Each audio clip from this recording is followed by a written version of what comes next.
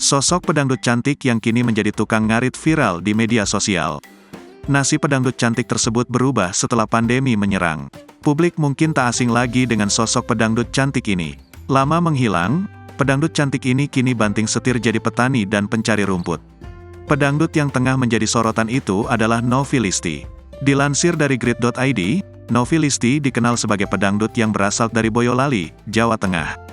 Salah satu lagu populernya berjudul Pagar Ayu. Namanya tidak kalah terkenal seperti Yeni Inka, Happy Asmara dan lainnya saat berkarir sebagai pedangdut.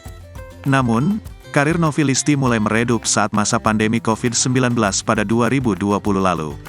Melalui akun TikToknya @novilisti_, Novi mengaku tidak mendapatkan job manggung akibat pandemi.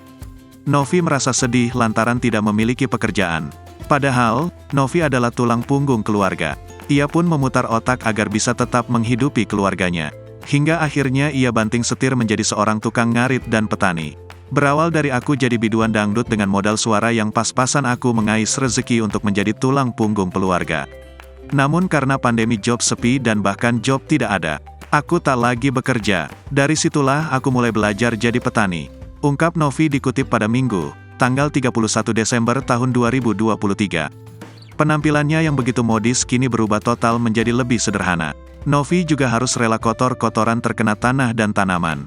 Selain mengurus sawah dan kebun, ia juga mencari rumput untuk pakan ternak. Akan tetapi, ia begitu bahagia dan sering memamerkan momen saat menanam dan memanen sayuran. Selain bertani, Novi juga rajin membuat konten terkait aktivitasnya. Bahkan, kini kontennya ditonton jutaan orang. Setelah tekun dan terus berjuang bertani dan membuat konten, Novi pun akhirnya memanen hasilnya. Kini kehidupan keluarganya semakin membaik. Bahkan, ia bisa merenovasi rumahnya bak istana mewah. Novi juga bisa membeli mobil secara cash. Download Tribun X sekarang. Menghadirkan lokal menjadi Indonesia.